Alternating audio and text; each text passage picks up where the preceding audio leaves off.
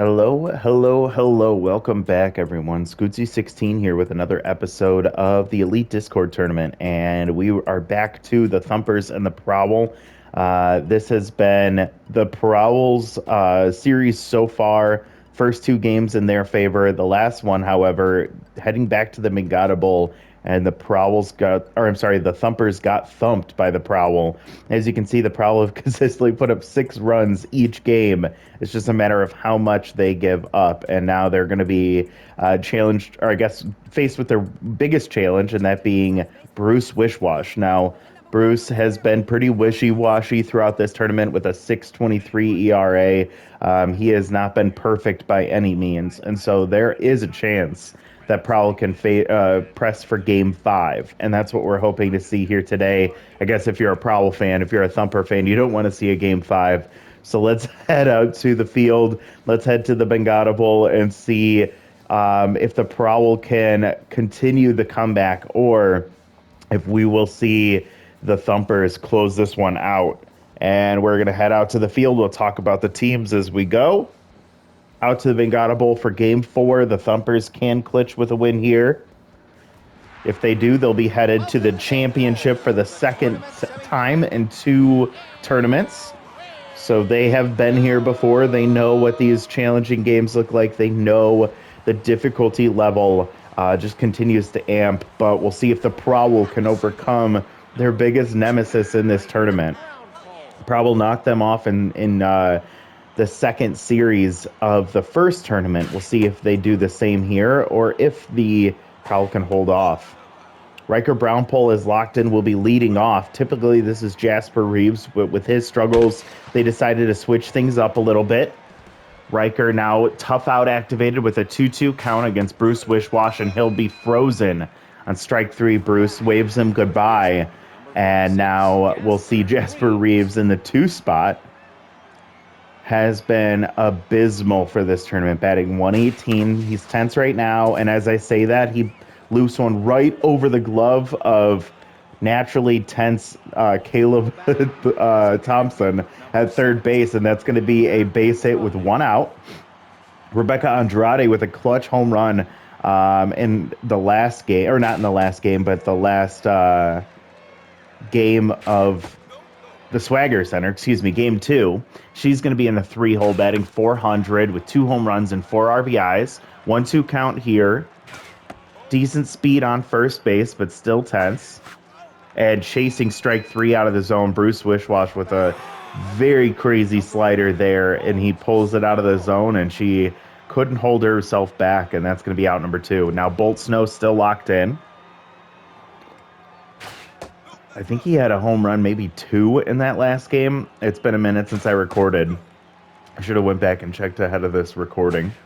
1-1 count, takes a ball low. Bolt has been one of the more consistent hitters on this Prowl team. And a foul one back to make it 2-2 with 2 outs and runner on first. And the looping curveball is enough to get him as he strikes out swinging to end the inning. So Bruce Wishwash will give up a base hit to tense Jasper Reeves, the captain versus captain battle there. But nothing else. And now we head to the bottom of the first.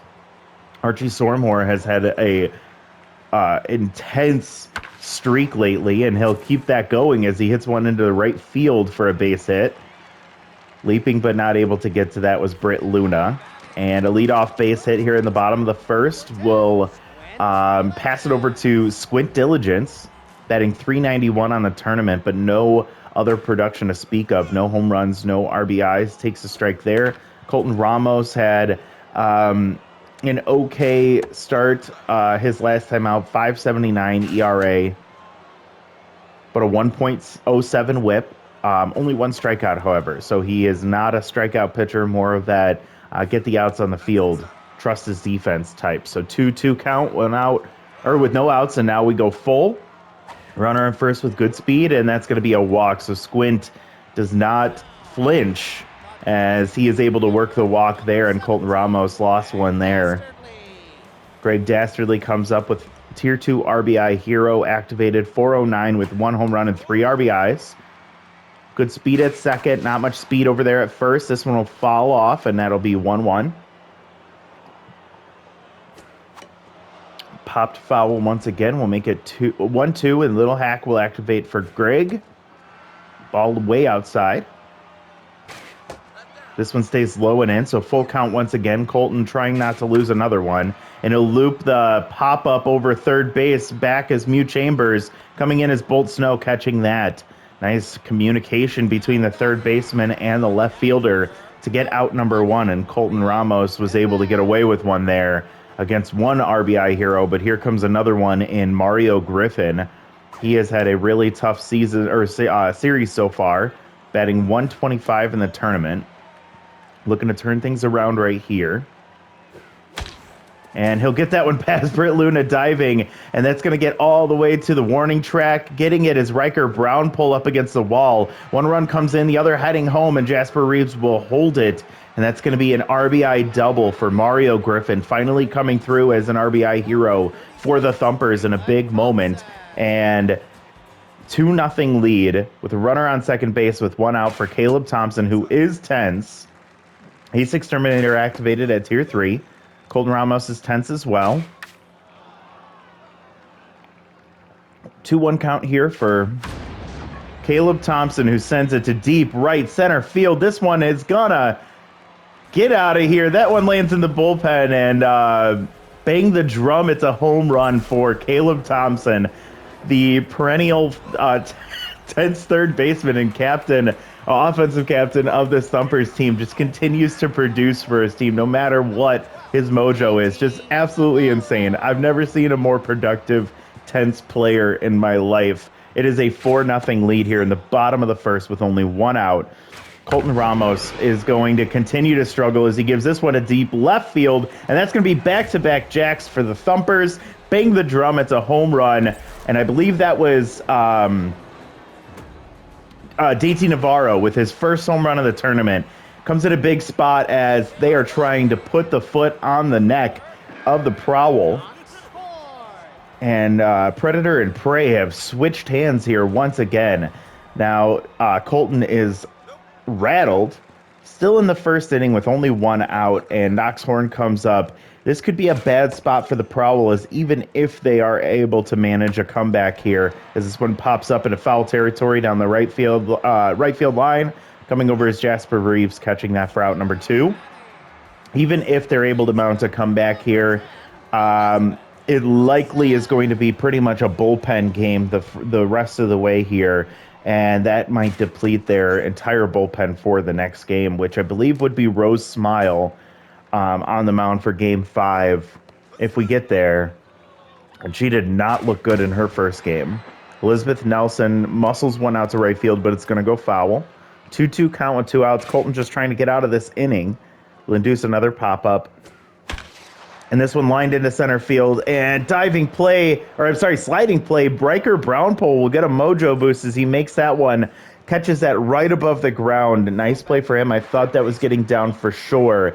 And Colton Ramos had a inning he would love to forget, as he gives up 5 runs. And heading into the second, the Prowl have a lot of catching up to do, and against one of the worst pitchers to have to face in this situation, as Bruce Wishwash gets a pop-up behind the plate, and it is going to bounce off the netting. And nice ricochet from Mario Griffin as he played that one perfectly. Mew Chambers staying alive here. 2-2 count, and she'll ground to third base. Caleb Thompson, currently neutral mojo after the home run, makes the play and tosses to first for out number 1. Ellie Howard has been having a really tough tournament as well, batting 100. We'll take a strike followed by a ball and pop one foul, so make it 1-2 count with one out, and she'll take a ball low.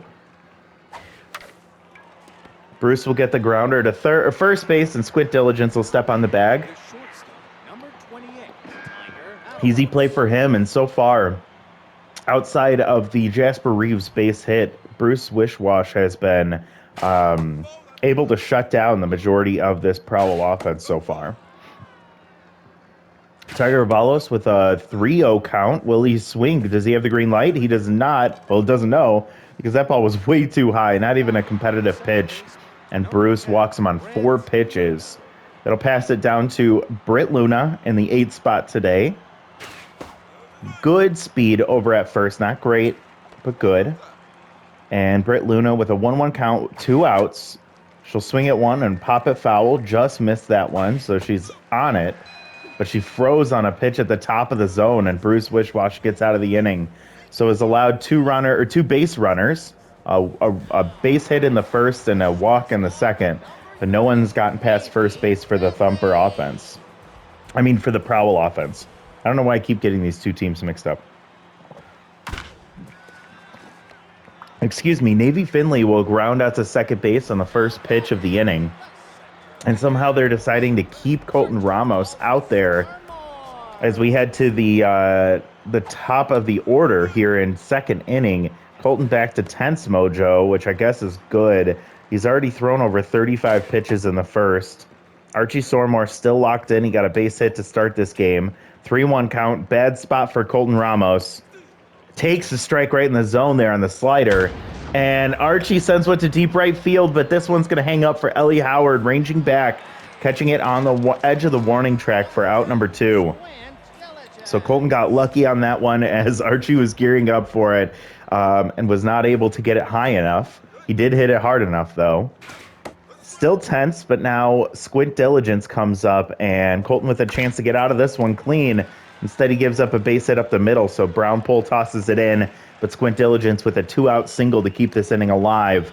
And we'll see if they end up pressing the gas pedal just a little bit harder in this second inning with a 5-run lead. Can the Thumpers pull away? And they'll decide to pull Colton Ramos for their best pitcher of the tournament so far, which has been Victor Theodoris. He has been impenetrable so far. He's locked in coming into this one. He is a standard relief pitcher. And so that makes me a little bit worried about how long he'll go, and definitely not having him for a potential Game 5, but you need to make sure you can even get to Game 5, and there's a strikeout there as Dastardly goes down and Theodoris does what he's supposed to do, gets out of the second inning. So Colton Ramos' day is done. He went 1 2/3 innings. He gave up 5 runs. I have to go back and count how many hits that was. We'll probably find out at the end of the game here, but it was not a good start for the number 4 starter of the Prowl. Or number 3 starter. Yeah, he was the number 3 starter. Grounder to first base will get the number 9 hitter, and now here comes Riker Brownpole, who did strike out in his first at bat. Falls behind 0-2, so tough out activates for him against Bruce Wishwash, who had a good time through the order the first time, and he gets a strikeout once again. So history repeating itself. Jasper Reeves still tense despite getting a walk or a base hit earlier in this game. Bruce is locked in. 2-0 count here, and Jasper will pull one down the line. That one stayed inside. So he chased a pitch that likely would have been ball 3. So now 2-2. Jasper with a hard drive to deep center field, but this one is going to stay in the park. Archie Sormo ranging back, catches that on the warning track, but Bengata Bowl is not favorable to a lot of those hits as that one went to one of the deeper parts of the park, and definitely a tough spot to drive it out of. And maybe if he's not tense, that ball gets out of here, but unfortunately Jasper Reeves will have a loud out number 3 to end the inning. So Theodoris comes back out, and he'll induce a fly out to center field, calling it as Riker catching it for out number 1. Caleb Thompson comes up, already 1 for 1 with a 2-run shot to get the scoring started for the Thumpers in the first inning.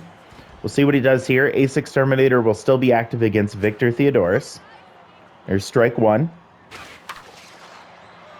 Well ahead of that one, pulls up foul, and it's 0-2. Caleb pops another one foul, staying alive.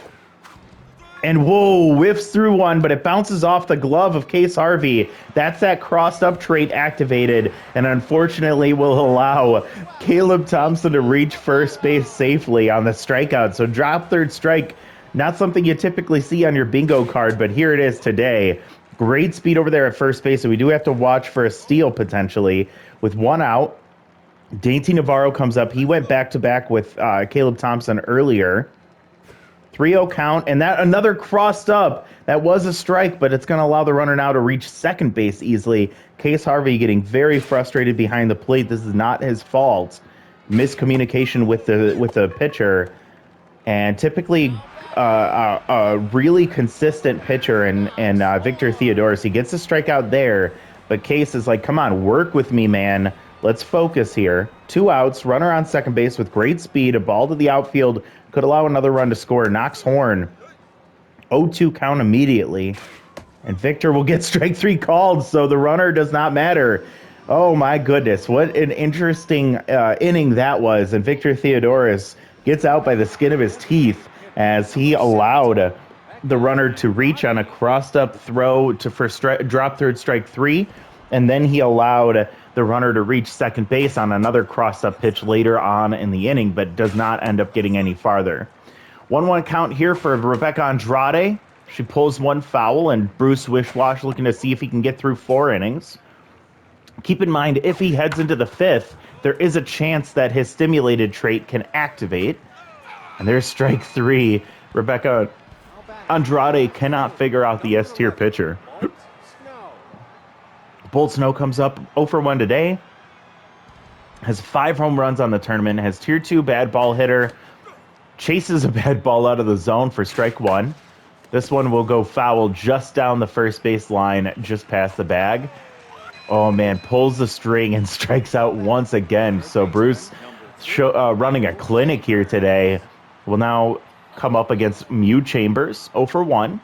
Batting .250 with 1 solo home run. And a liner to Squint Diligence will end the inning. So a 1-2-3 inning for Bruce. He has been cruising through 4 innings, so we will likely see him in the 5th. And if he gets juiced, this will be a very interesting game the rest of the way as the Prowl are starting to get desperate. Now, sometimes when you corner a wild animal, they get very vicious and they'll attack back. And so if the Prowl get backed into a corner here late in this game, we might see them get desperate. We might see a very different side of the Prowl that we've rarely seen, but we'll have to see how it all plays out. Elizabeth Nelson with a full count against Victor Theodoris and allows a walk. And so Nelson will be standing on first to lead off this bottom of the 4th. Navy Finley comes up 0 for 1. Having a tough series as well. Tier 2 off-speed hitter activated. Victor is on fire right now, but can't seem to find the strike zone. 2-0 count here, and he'll get a pop-up to foul territory down the third baseline, just behind the bag, and Mew Chambers will catch that for out number 1. That's a big out now. Archie Sormore comes up 1 for 2 with a single. Hit one very hard to right field in his last at-bat, but it lined out to the right fielder for a loud out. He's still locked in. Last one to left center field. This one's going to get down and all the way to the wall. Running after is Riker Brownpole, getting it in quickly. The runner is heading home. Tiger Avalos with a relay throw, not nearly in time, and it's going to be an RBI double for Archie Sormore. Continues his torrid pace. And Victor Theodoris has allowed his first run of the tournament, and he'll get pulled for Conrad Driver. Conrad gets a changeup for a strike.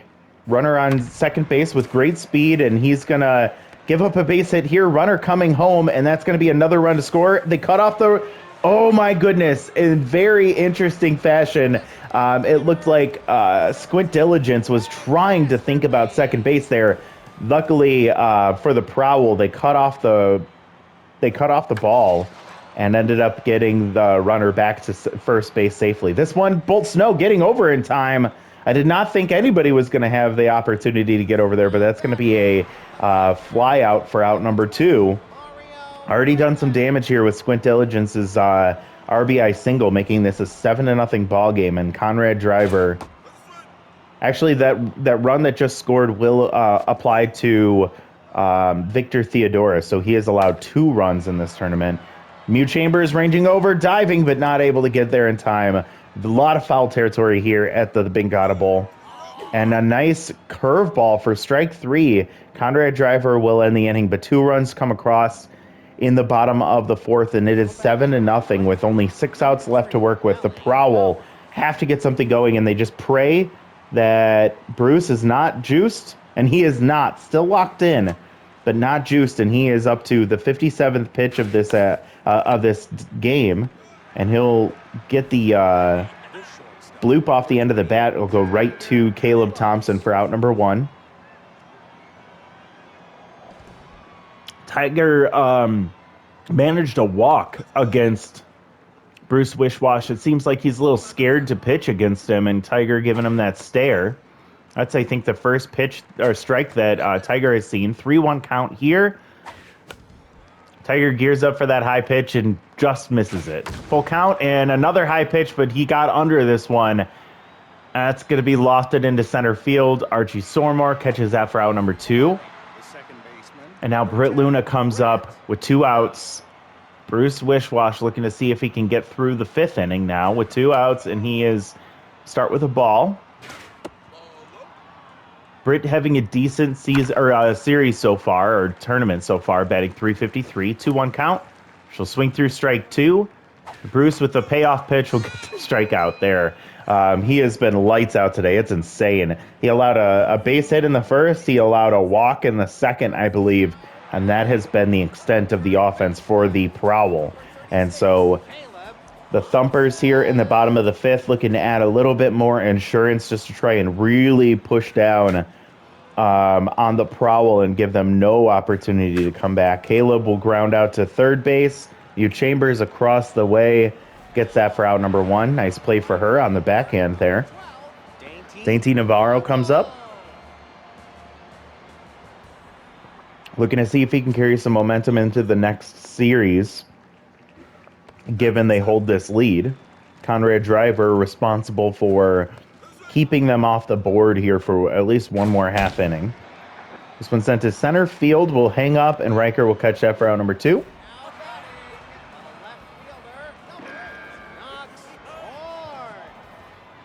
Knox Horn having a quiet day, 0 for 2.